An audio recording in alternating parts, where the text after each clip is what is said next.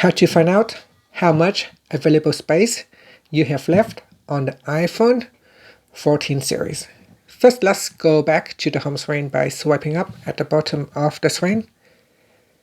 And on the home screen, tap on Settings.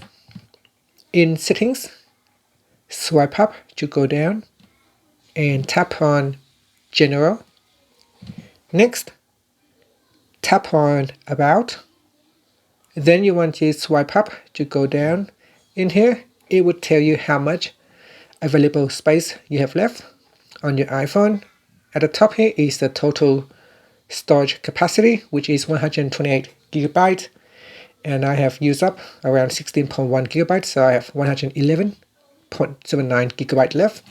If I tap on the back key at the top here to go back to the general screen and then tap on iPhone storage, in here it will tell you how much you have used up. So I've used up 16.1 gigabytes of data, of storage space, and then if you go down, it will give you a breakdown of all the apps that has been using up the storage space. And that's it. Finally, you can swipe up to go back to the home screen. Thank you for watching this video. Please subscribe to my channel for more videos.